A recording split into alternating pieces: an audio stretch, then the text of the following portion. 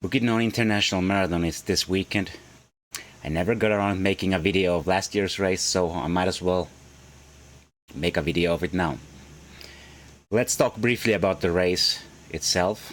So Malabala city is in around 600-meter elevation. Not that much, it's not that high, but it's high enough that you feel it if you're coming from sea level.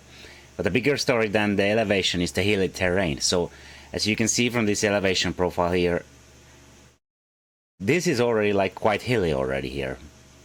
But of course the big climb at around the 30-kilometer mark is really what like dominates the course.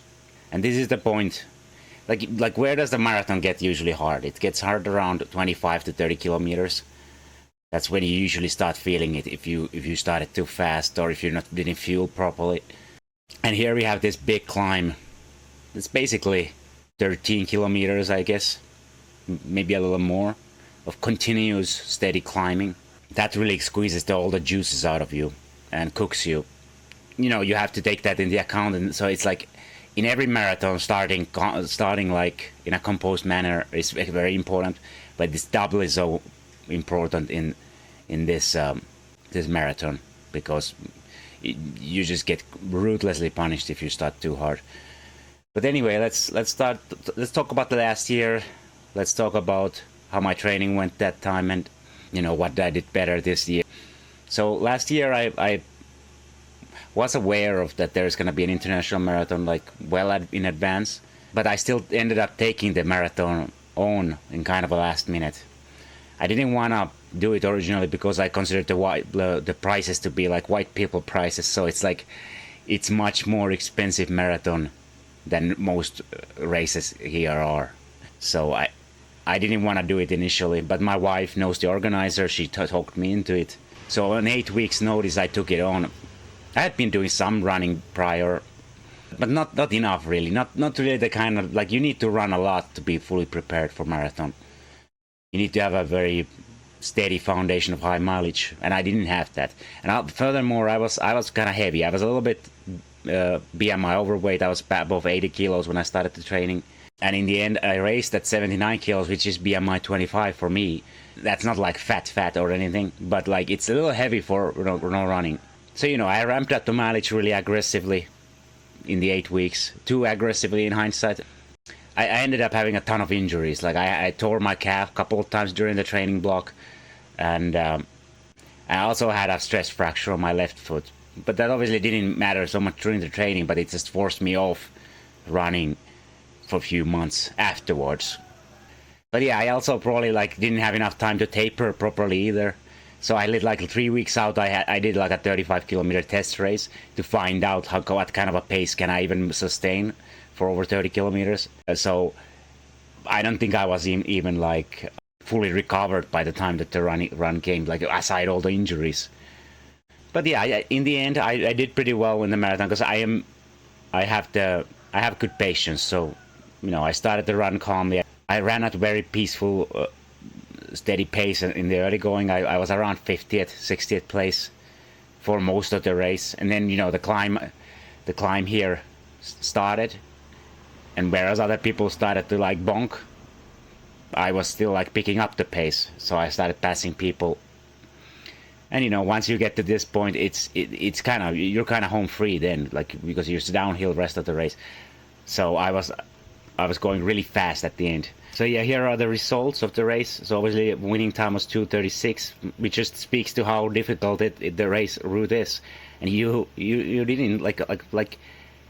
If you got under 3 hours, you got to top 6. So, like, it was not an easy route, and you know, under 3:30 gets you to top 20 easily. So, very it just shows like how hard the course is. And I am here at the just barely missed being on the first page. I was 31st. Here's the sector times. Like I said, in the first checkpoint, I was only 62nd, but you know, then I did 48 fastest second sector, and in the third one, when the climb starts, you can see I did better. But here I had a cramp between the 27 and 31 kilometers. I had to stop walk like 20 seconds or something, maybe 10 seconds, I don't know.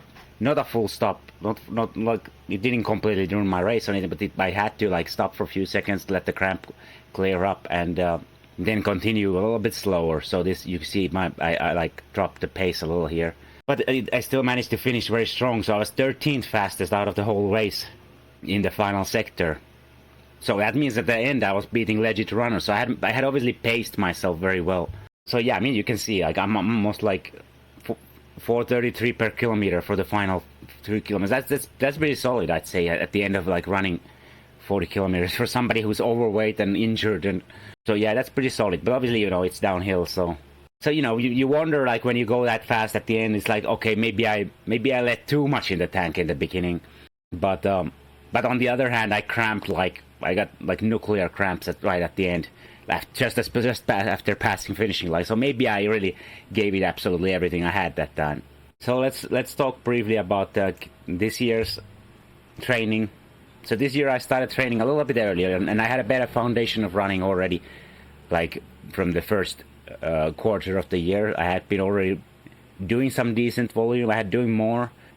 More importantly, my weight was in a better place. So like I said, I was about 80 kilos starting the training last year. Now I'm 74. That's about like 160 pounds. So, you know, this last year I was over 180 pounds for the race. So I'm in a much better place for running, for doing a lot of mileage, and you know, just to run fast in general.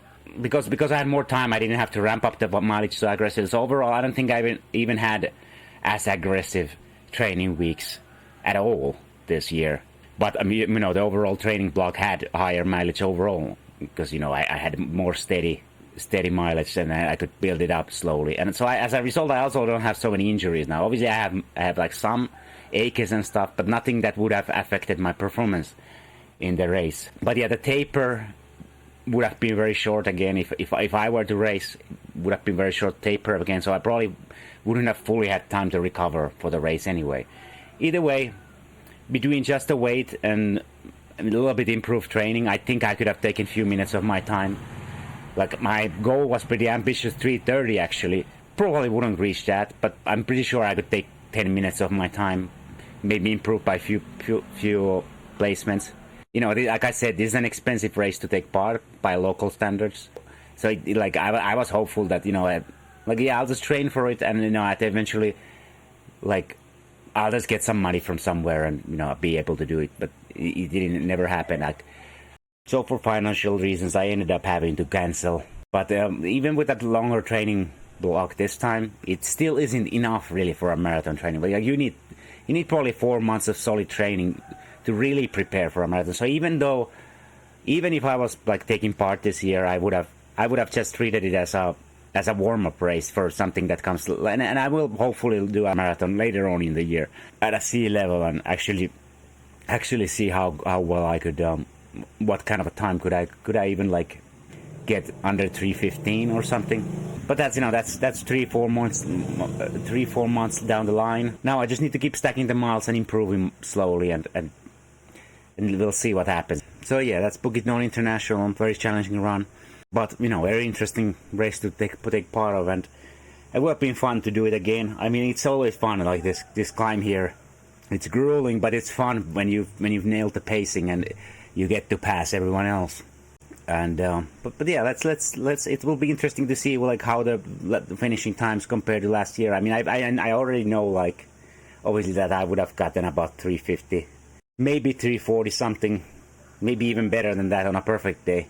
Yeah, there's one thing that I also forgot to mention is, like, okay, well, I had much less marathon-specific training this year. So yeah, my overall mileage was better, but I didn't have time to do like 2.5 hour, 3 hour runs, which is what I did during the last year's training phase. So that's a bad thing.